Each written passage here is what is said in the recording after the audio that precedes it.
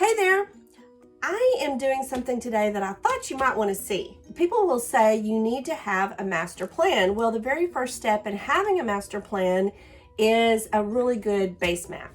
Now, when we closed on our house, we got a survey.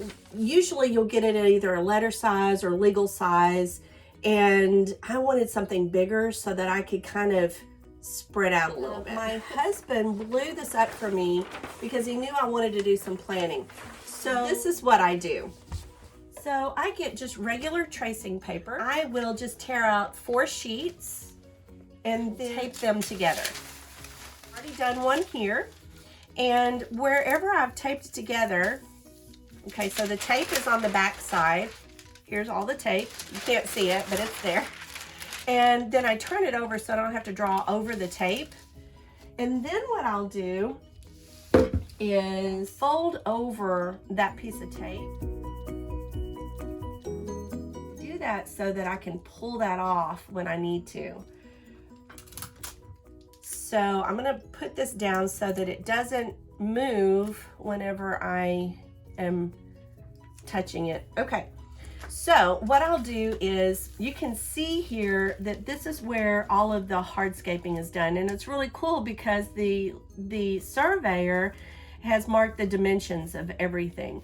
There used to be a fence right here when they did the survey. That fence is no longer there, and we have put in some new fencing. This survey could be considered a base map, except that there's some existing trees over here. There's some new trees that we've put in. We've put in a river of mulch, I call it. We put in some grape trellises. We put in a greenhouse.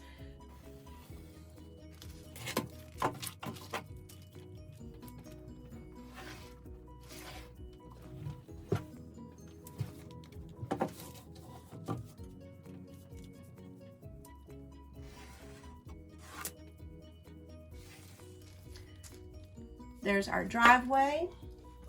So I'm gonna open that up. There's actually a gate there. So I guess I'll do a gate thing right there. That's our driveway. We really don't have this of the driveway anymore. It's kind of gone now. This is just a gravel type road. I just want everything to be kind of as close to scale as possible. Let me grab a different ruler. This is the house.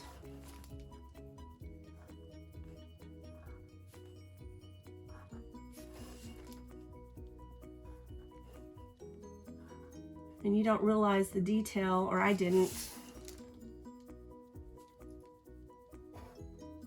until you actually start drawing this stuff out. There's also going to be some other kinds of dimensions that are on here. The surveyor has drawn a line from here to here, but that is just showing that it's 72.5 feet from the fence line to this corner of the house. So I'm not going to draw that because I don't need that. It's nice to have it, especially if you're really into scale, how many feet it is away. Now I know that I have some garden beds here that are kind of do like that, and then I put in some new garden beds that are like right there. Here is the well house. So there's the water well. I want to make sure that I mark that. There is septic tank. Pencil stopped working. There's a propane tank. Septic tank, totally different story. Now, since then, we have had the septic tank cleaned out, and I do know that they're right here somewhere. Let's see, they're right about there. And my husband, the plumber, has put on some new covers so that we actually know where they are, because we had a hard time finding it. And I don't know if you've ever lived out in the country, especially in an old house, but it's kind of hard. It's kind of a challenge to find the septic tank and the septic lines, but that's a whole other video, I do believe.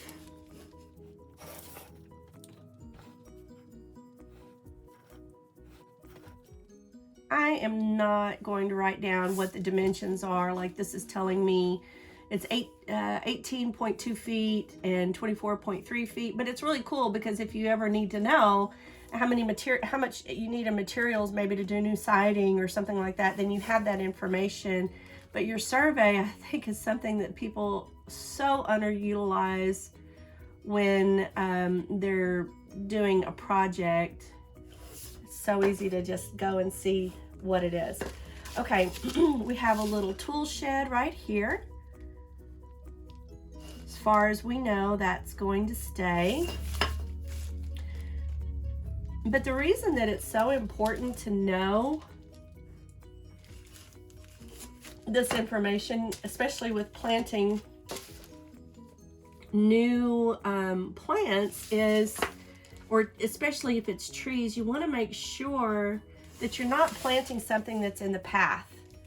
So, or where there's utilities. So if you're doing any kind of garden planting and planting something, you want to make sure that you know like where your septic lines are. You don't want to plant food, or I don't want to plant food over.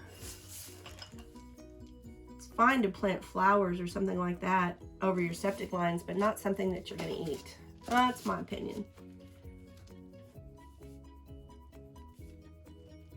And that's the hen house. There's the chicken coop right there. And it looks like that part right there. Okay. This is all of the buildings that are here. Now I'm going to show you how I get to scale what the exact placement of the new greenhouse that we've put in, the river of mulch, and the trees that we've put in since we moved here about 3 years ago. So let's go to the computer and I'll show you that. Okay, now what I have done is pulled up Google Earth. I downloaded Google Earth Pro. It was completely free. This is a tool that I really learned to use whenever I was taking the permaculture course. But there is a new greenhouse here, or a hoop house. This is going to show the new beds that we've put in that's not on the survey. It would have never been on the survey because they don't put trees and things. But what I'm going to do is you have to kind of play around with this.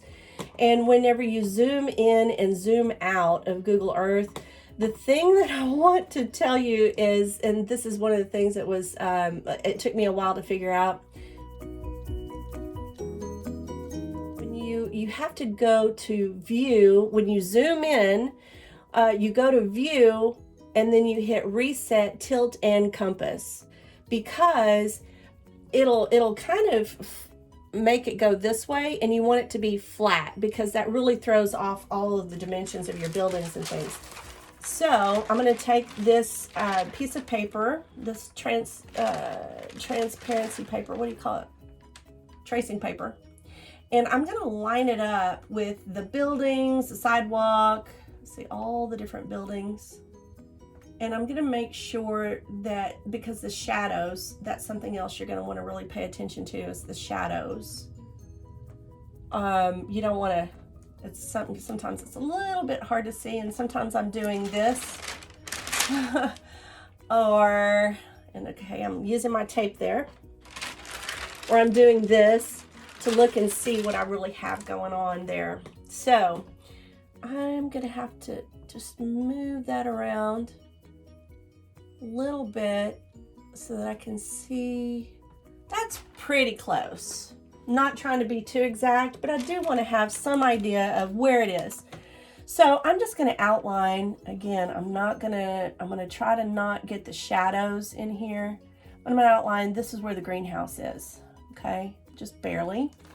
And I also know that we put in okay, so here is a cedar tree. It kind of overlaps the driveway. Here's another cedar tree. It kind of overlaps the driveway.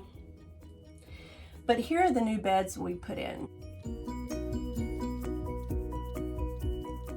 And they're wavy. And I wanted it to look kind of like a river of mulch. Now, you can't do this on a touch screen. You got to make sure you have a monitor that's not touch. I'm doing it lightly so I don't hurt my monitor. Here's where my grape arbors are. My trellises for my grapes. Here's where, this is what I call Melon Hill.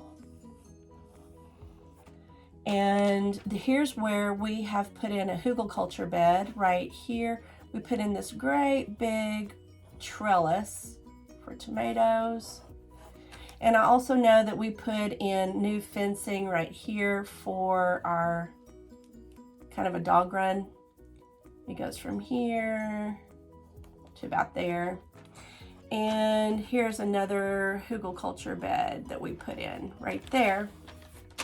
And then I also know that we have some fencing that goes from about right here. And there's a gate right there. Don't want to forget that. And then it goes this way, behind that building, behind there. And there's another gate right there. And it goes down right there and meets the chicken coop. So that's how I can get, like, you know, if I didn't do that, I would be really having to go out there and measure. Whoops, I forgot something. Okay, so yeah, there's part of the mulch right there. We had some existing oak trees, and this kind of does a wavy thing right there. Okay. Did I get oh, nope, didn't get that. So we put in some an apple guild right here. And then we have a kitchen garden right off the back of the house. And here are some concrete steps, okay? And I think that's everything that I need right now. Okay, now I'm gonna lay this back over the survey, try to get it lined up.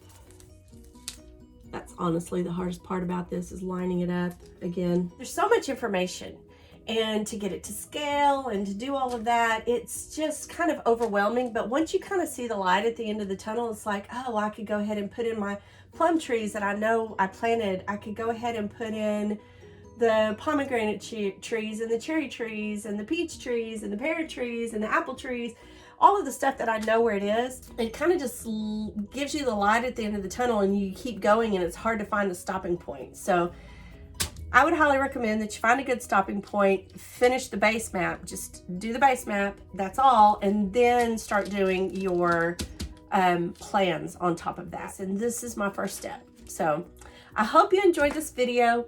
Thank you for watching, and we'll see you next time. Bye-bye.